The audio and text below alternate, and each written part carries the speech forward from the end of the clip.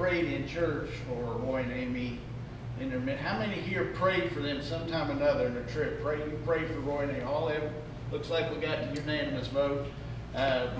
Boy, something, I don't know what it was, but they had a tremendous trip. So I have asked, I don't know if both of you coming or one of you coming, come on up and tell us about it. Take your time, we'd love to hear about it. Thank you, Pastor. Thank you, Jordan, for that excellent message as well. We're going to do this in two parts. Okay. I'm going to do a little bit, and then Amy's going to come, and then I'll finish it up. First of all, let me just say thank you. Your support, you've invested in lives that are making a difference in Africa. I always say it every trip when I get back, this was the greatest trip ever. And it was. You know, for 3 years we weren't able to go because of COVID. So we were able to go. And I'm going to tell you all about as much as I can in a short period of time, but it was a tremendous trip. I think it was a life-changing trip for a lot of people in Africa, and I think only eternity will reveal what's happened and what God is doing over there and how it's making a difference for the cause of Christ around the world. So I'm going to let Amy come. She's going to talk a little bit about the Wordless Book, the Salvation Bracelet, but also she can tell you anything she wants to about the trip, because we are all fired up. We're already talking about next year. We have 2 places we're going to go. We're going to go back to Kisumu. Some of you will remember that was the place where we had 3 tribes that hated each other that came together for a conference. It's interesting how Christians can hate each other.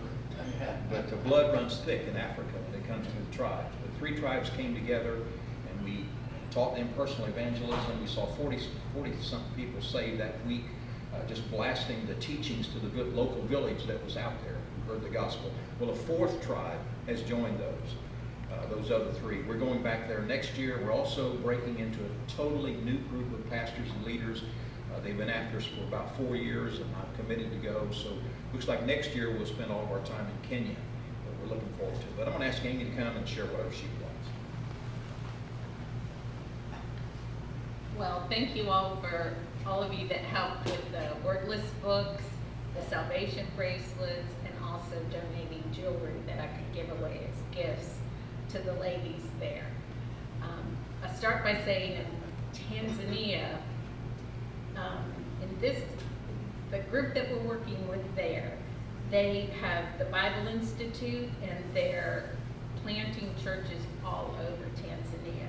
So they asked for, we took 200 Salvation bracelets and Wordless books last year, and this was the group that had messaged me and said they wanted at least 300 this year. So I went and I taught the ladies how to use those and how to teach the children, and that they could teach the ladies with that, and what an effective evangelism tool it is, that even if you're riding on a bus or sitting in a line, you can point out the colors of the bracelets and use those to teach people about heaven and about God. And so just last night, I saw a post from Janet, who's Bishop Paulo Mapande's wife, and she's the one that just takes this and runs with it. And so she posted 2 pictures last night of another church that she's taught. There was a picture of the children and then another picture of the women, where she's shared that with. And I know when she was leaving our conference, she wasn't going straight back home. She was stopping along the way to several churches. And so this has just become something huge in Tanzania. And I do want to say that Sandy's the one that initially gave this idea and prepared me to take these things with her. And there were so many people that helped us get that all together. And then we went to Kenya, and there, although there were many pastors from all different areas, when I spoke to the women, it was really the women of the church, And they have just planted that, or relocated that church into a new neighborhood. And, you know, they will tell you, you know, it's nothing but poverty here. This is complete poverty. And really the whole area of Eldoret, and then the lower group of that, like the section, Langus, is one of the, like the third or the fourth largest slums in Africa, or no, in Kenya.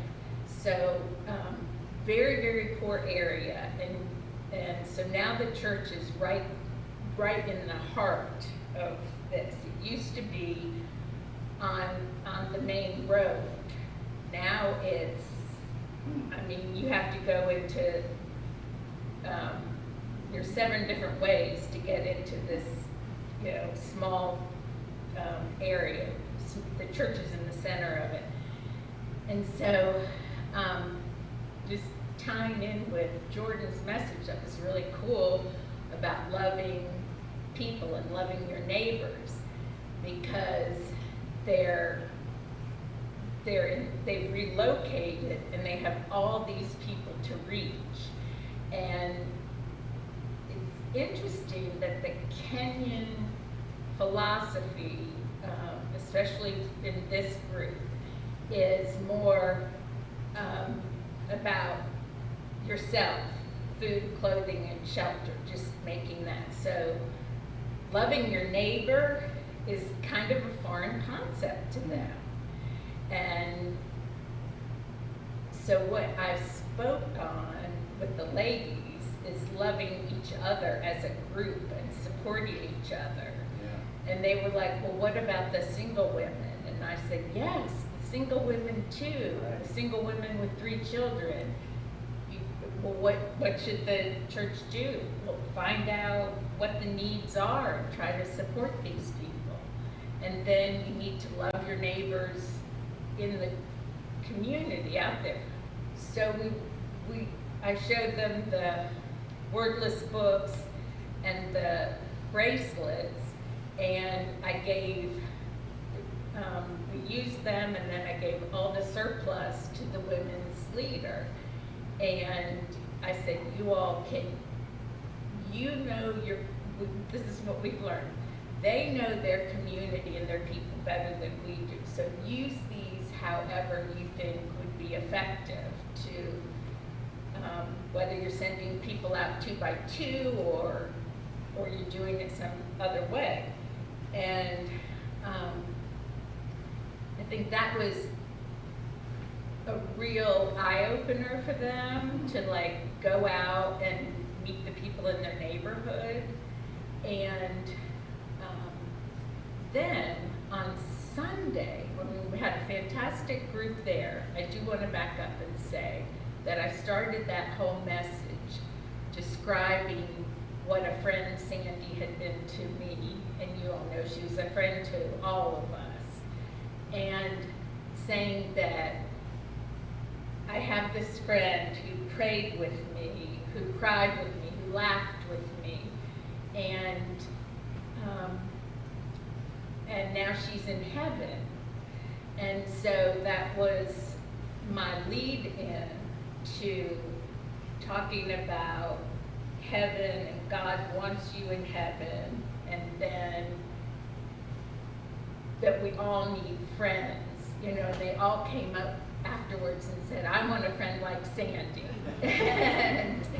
and so they got that a really good glimpse of her, and I told her that she was the one that had started with the materials that I was bringing.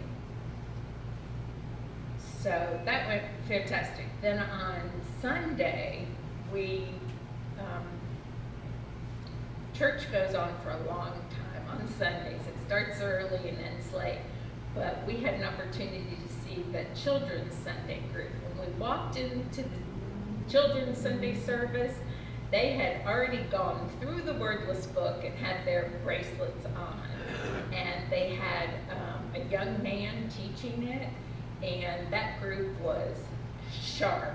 I'm telling you, Roy can say more, but they got up during the service and they spouted off their verses that they had memorized and sang songs for us, and they would say, hello, my name is such and such, and my verse is, and then they would greet you too. Greetings in the name of Jesus, or something like that. And so they've been taught so well. So I gave the bracelets to the woman, telling her to do whatever she wanted with them. And she had obviously already shared them with the children.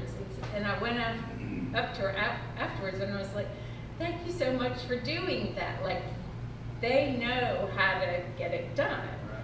Right. And the jewelry that you all sent me, as Roy always says, there's always protocol, and so we give gifts to the bishop's wife and then the pastor's wife, and there's usually an interpreter's wife, and we usually do that formally at each conference. But my favorite thing to do is those behind-the-scenes people, the cooks that are never in the conference, but they start early in the morning and they have these huge pots of boiling food and oil, and they're back there making all of these delicious African dishes for us. And so I love to bless them. You all gave me so much jewelry that I was able to give every woman at both conferences a special piece of jewelry. And it's probably the nicest, for some of them, it's probably the nicest thing that they've ever had. So it's just a little blessing. I had all the extra I gave again to the woman's leader. And I said, you use this to bless your women, however you can, if you can do it in the neighborhood or whatever you like. So I think, as Roy will probably tell you, there's a huge revival that has broken out in this church that we have been associated with for 10 years now. So everything was quite successful, and I thank you all for all you've done to support us.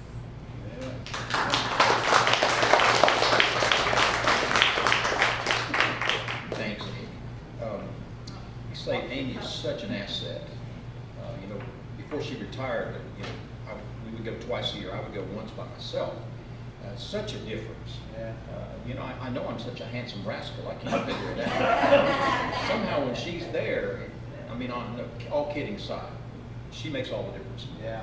She always has. We always make time for her to speak with the ladies, and I do a question and answer with the men. And buddy, that can be really interesting, but we won't go into that. But anyway, I do a question and answer. But Amy spends time talking with the ladies and just, you know, interacting with them, and does a fantastic job. Just having her on my arm when we go, our relationship speaks volumes to them.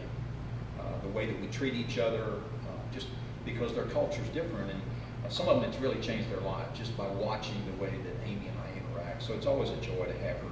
And also that she mentioned those kids. We went outside. If you saw the picture, some of you did, there was a red building out behind the church. That's where the kids met. That's also where the cooks prepared the meals. So that was through the conference. Well, on Sunday, that's where the kids had their Sunday school hours. So that's where they took us. I was expecting maybe 15 or 20. There were over 100 kids back there. Wow. I'm going to tell you more about that in just a little bit, but we are so excited. We had two conferences. The first one was in Dar es Salaam, Tanzania. That is the longest flight that we have. It's just a long, grueling 26 hours, changing planes, and, you know, 3 different stops and all of that. But a lot of times we try to do the back end of that, do that conference last, because coming back is a little easier.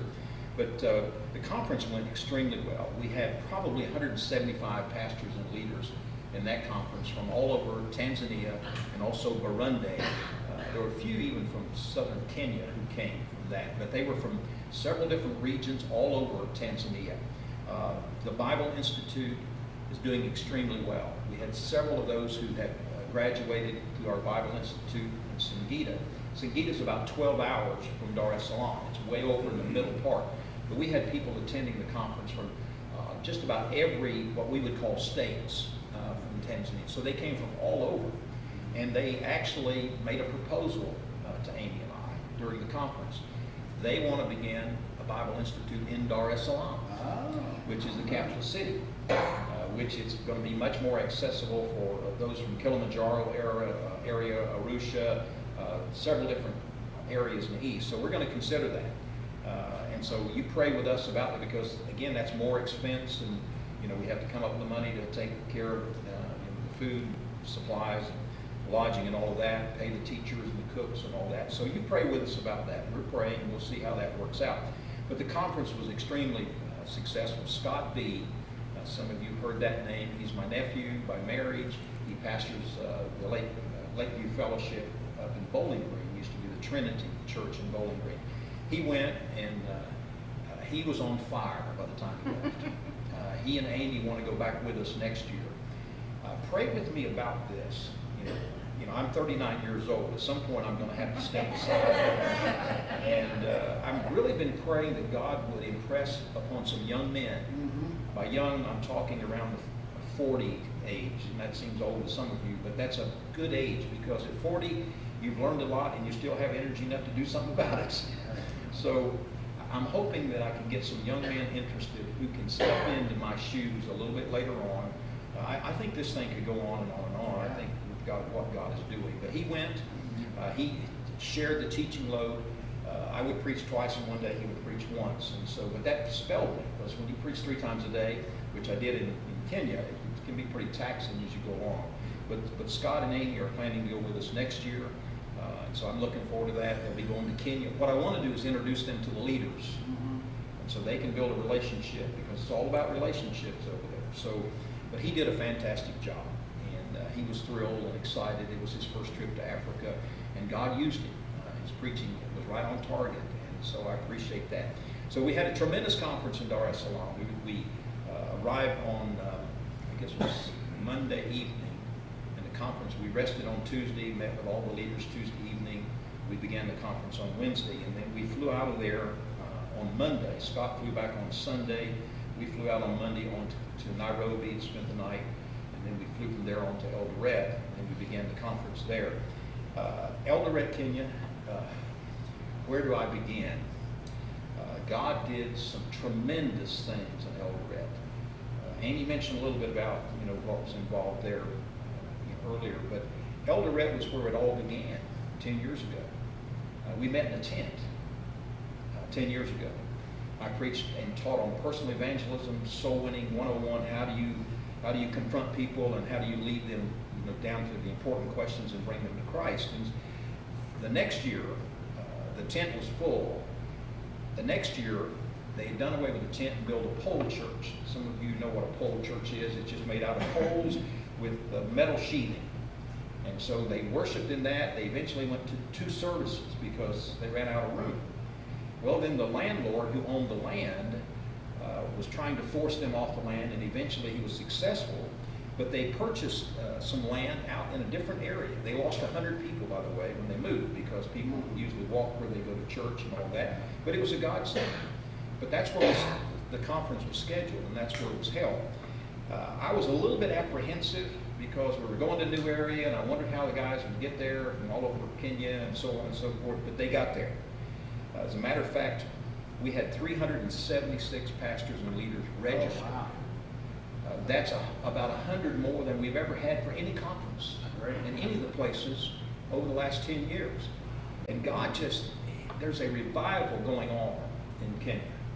And those guys, they responded well. The conference went well. And I preached 3 times a day. I felt just as free as I could. My voice never wavered, and I preached pretty hard over there. We do a lot of interaction, and we do a lot of role playing and that kind of thing. But it went extremely well. 376 registered. That's at least 100 more than we've ever had. Well, the conference ended on Saturday at noon, and we handed out their certificates. They're big on that. Some of you may have seen that stack of certificates I was signing, and I had a picture of it in there.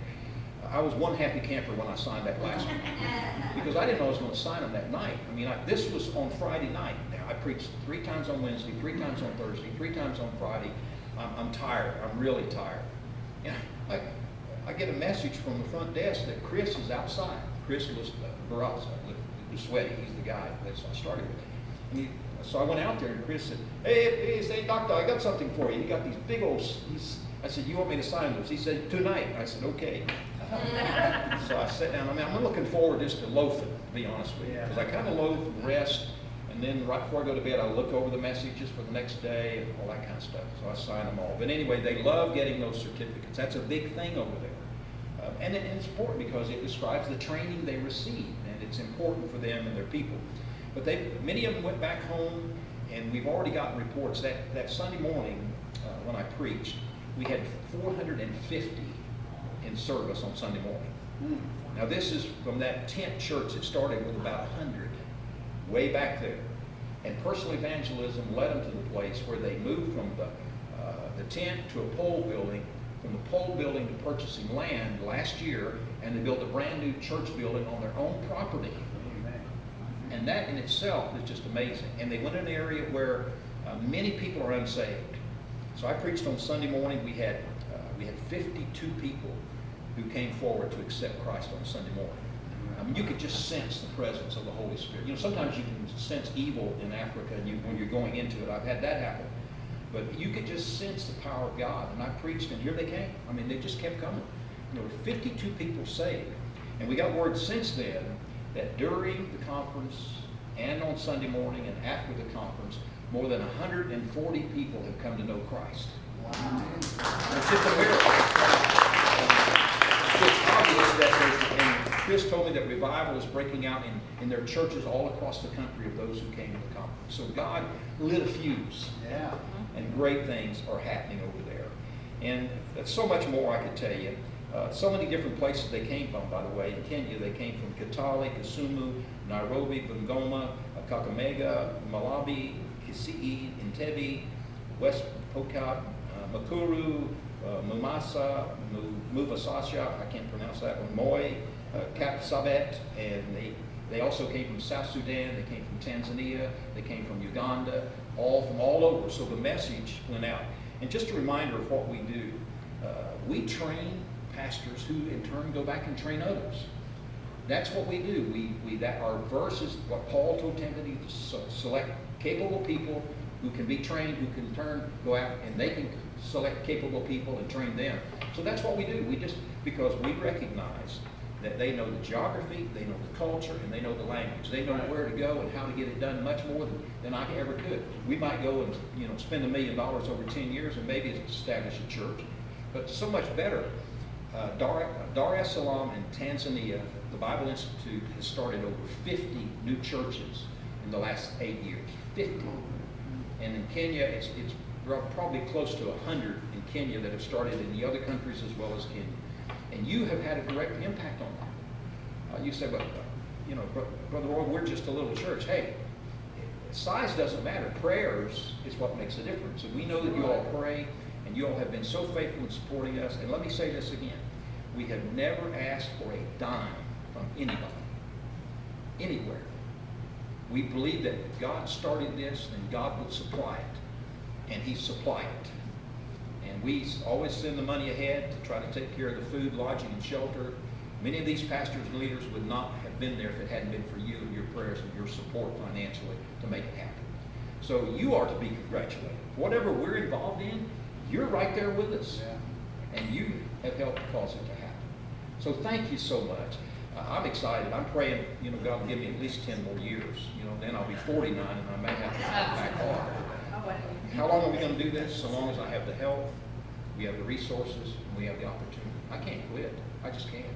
Too many people poured into me. It's my turn to pour into young pastors, and that's what I want to do. So God bless you. Thank you so much. Thank you. Stand up. Hallelujah. Stand up.